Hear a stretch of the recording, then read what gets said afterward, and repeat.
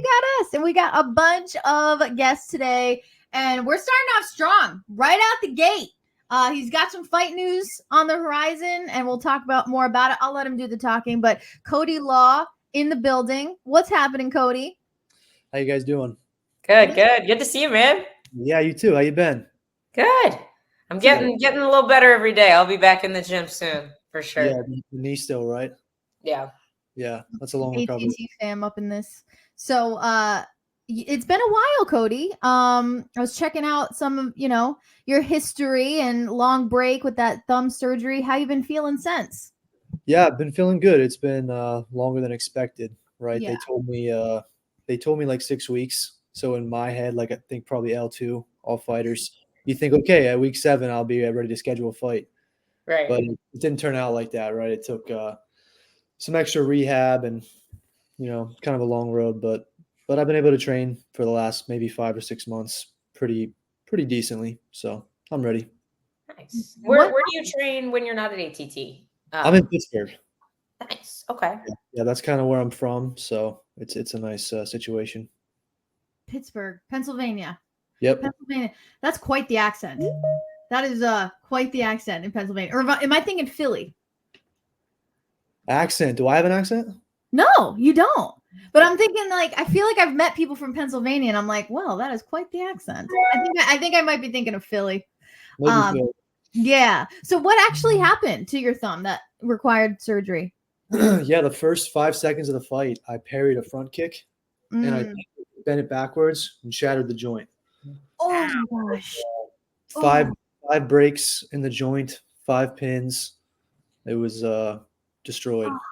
And I thought I just stoved it. Like I thought maybe in the first round he shot and I jammed it.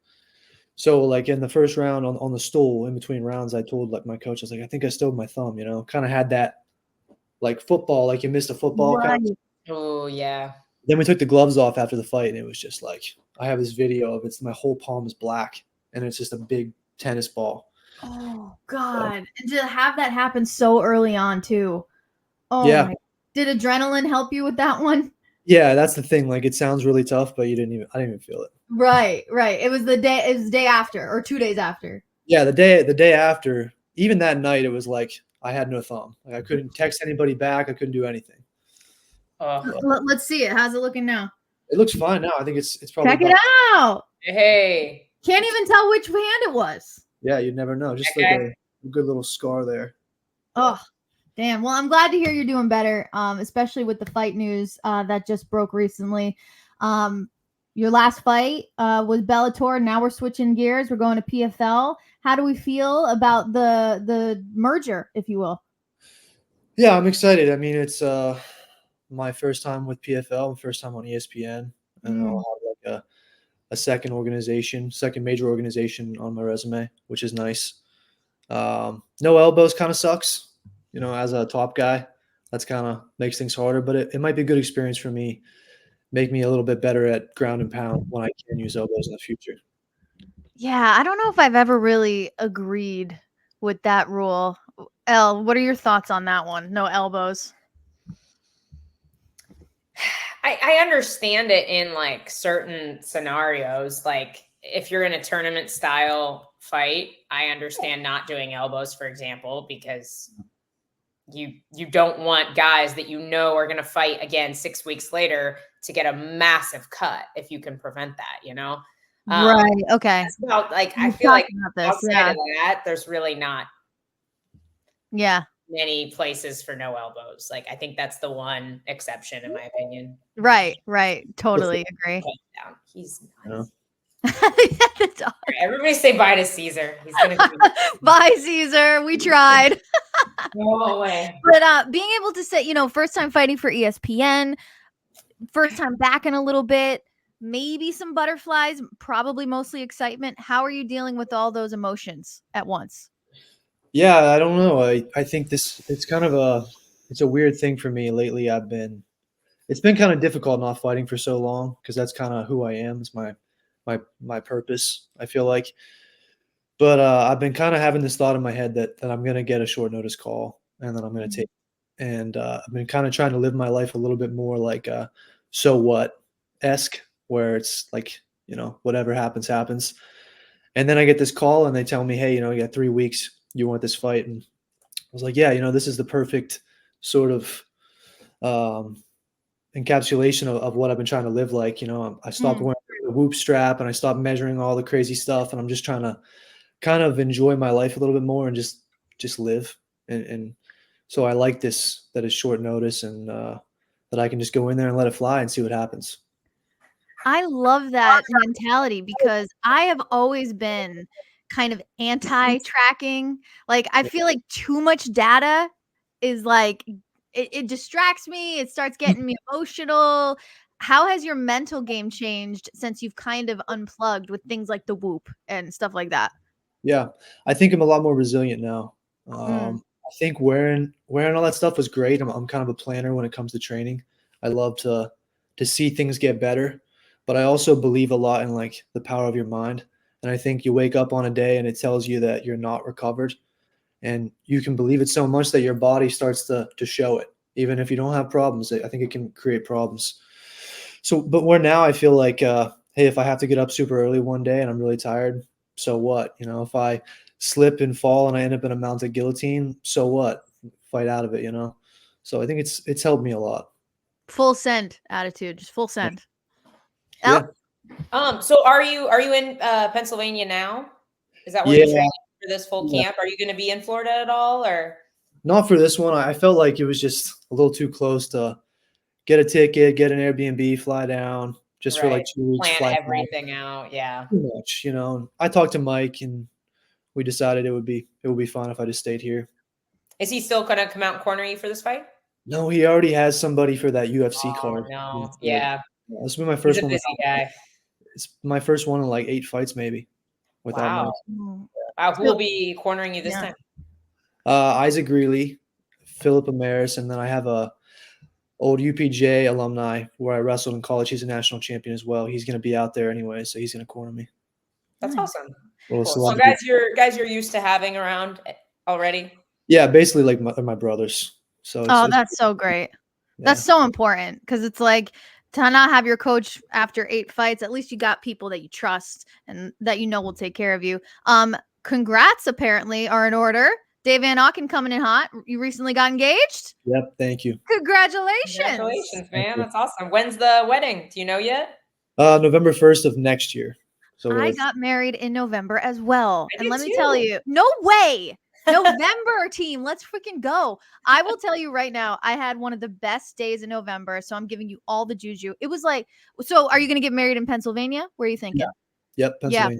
Yeah. Okay. So what's the weather like there? It'll be cold in November. Okay. Better than sweating in a suit. Totally. Okay. So that's what I was going to say. Cause I'm in New England. I live in Rhode Island. We got married in Mass, but we got like a 65-degree day. It was perfect. Like foliage was, I was it's great. freezing. Were you really? I had just gotten used to the Florida weather too, because we had already planned our wedding before we moved to Florida. So I spent almost a year in Florida and then went back to a Missouri winter for my wedding, and I was so cold. Oh, dude. It was poorly planned for sure. Congratulations, though. That's so exciting. How long have you two been together? About a year and a half. All right. Making moves, getting married, getting fights. Let's go. Here for it. Our buddy Joe with a great question. Is he a collegiate wrestler? How important does he feel wrestling is since you cannot throw elbows? Yeah, I think it's just as important. It's just it's a little bit harder, right? Whenever you're MMA wrestling, guys are going to grab the gloves a lot, and so it's easier to roll an elbow, where it's a little bit harder to ground and pound with your fists. But you can still do jiu-jitsu, still take the back. So that's where my head's at with it. Yeah, do you feel like it? Oh, go ahead, Maddie. No, go ahead, El. Do you feel like it's harder to open up opportunities for submissions without being able to elbow on the ground?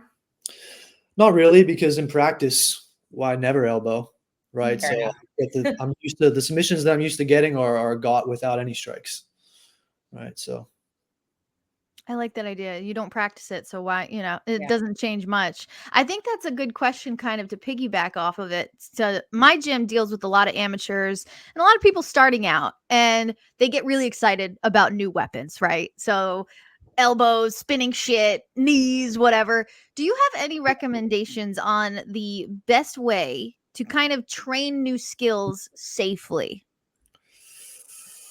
Play sparring probably. Mm, If you're good at that. It's kind of funny, like, when I first started, I wanted to do, like, the spinning kicks. I love that stuff, right. and the older I get and the more experience I get, the more I'm just, like, going to practice and throw 1-2s Yeah. and low kicks, and that's pretty much it. So I guess if you're up and comer listening, I think that if you wanna jump ahead, just practice 1-2s and low kicks. Yeah, I mean, what's the saying? Basics wins fights anyway. So Yeah, the yeah, spinning stuff's fun, but basics definitely win fights. yeah, I'm Well, afraid to show my back in a fight. yeah, I'm not good enough at spinning shit to be giving people my yeah, back. yeah, you better be ready to scramble. yeah, no. Well, Valentina Shevchenko, perfect example. Went to go spin. Alexa Grasso was like, absolutely And not. Here we she go. spins all the time. That's I a know. huge piece of I her know. game, and it still happens. I know. I actually took I've taken 2 seminars from her now, Really? and she was going over that, and I was like, I'm never gonna use this, but this is super fun. Like, thanks. But Cody Law, thank you for joining us. I know you're a busy guy, but before we let you go, any final thoughts about August 2nd, PFL Nashville? Anything to say? Nope, just, tune in, we'll see what happens. It's gonna be Just fun. ready to rock, baby. Love it. Where I apologize for not knowing this in advance, but where can people watch this? ESPN, right? Yeah, ESPN, ESPN Plus. should be both, yeah. Beautiful. And August Dave and I 2nd. will be there too. That's So Really? right. we'll get to Ellen Dave will be in the building. Nice. Is Grant coming? probably not, because then No. we'll have to find something to do with the dogs. And Grant, I think Grant's all traveled out for the summer. Right, because you guys just got back from a nice little We trip. went on one vacation. He's like, "All right, I'm good. I'm home." Nice. And I That's think awesome. he may have a fight, possibly. So Let's Let's go. I'm going to bother you about that later. We may have to talk more about it. But Cody, thank you so much for joining us. Best of luck August 2nd. You don't need any luck, so good skills. Thank you, guys. I appreciate it. Thanks for having me on. All right, thanks, we'll talk to Cody. you soon, man. All right, have a good one.